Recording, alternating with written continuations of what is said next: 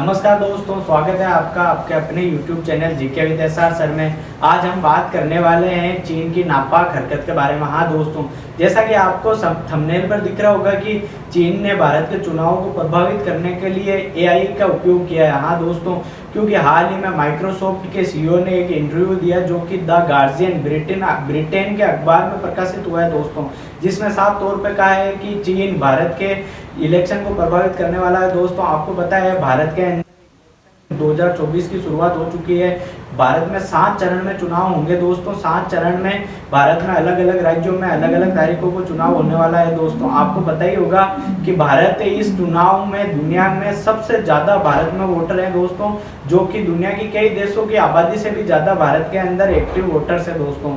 मैं आपको बताना चाहता हूँ कि भारत में वर्तमान में जो स्थिति है, जो भारत की जो मजबूत है, उसको भारतीय दीवार को गिराने के लिए चीन कई ऐसी हरकतें कर सकता है जो कि भारत की संप्रभुता को, अखंडता को खतरा हो सकता है दोस्तों।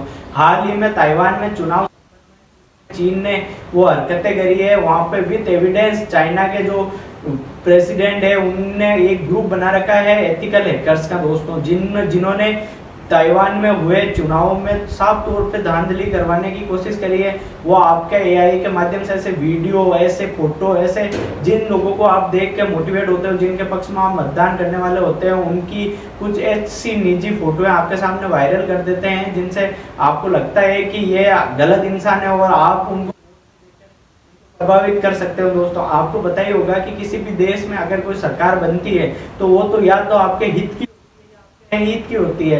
तो अगर कोई देश आपके चुनाव को प्रभावित करना चाहता है तो उनमें वो अपने हित ढूंढता है दोस्तों। क्योंकि अभी हाल ही में चुनाव संपन्न हुए थे बांग्लादेश में, तो भारत के हित, अगर शेख हसीना जीती है तो भारत के हित सुरक्षित थे। अगर खालिदा जिया इस चुनाव में जीतती तो भारत के हित प्रभावित होते थे दोस्तों। इस वजह से चाइना हर होने वाले अपने पड़ोसी देशों में चुनाव में इंटरफेयर करता है दोस्तों।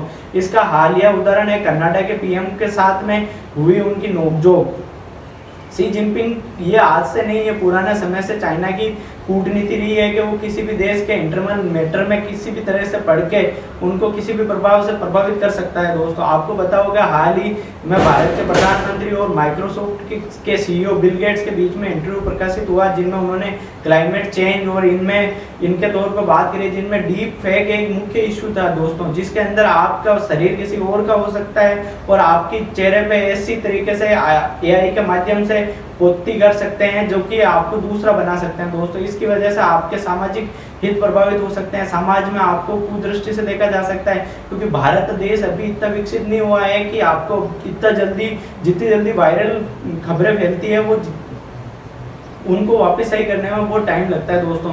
क्योंकि भारत के प्रधानमंत्री ने साफ तौर में 50 जनों की एसआईटी गठित करी है, जो कि इन होने वाले चुनाव प्रसार में अगर एआई जाता है तो उन पोस्टों को हटाने का कार्य करेगी और उनके माध्यम से लोगों को अवेयर करने का कार्य करेगी दोस्तों।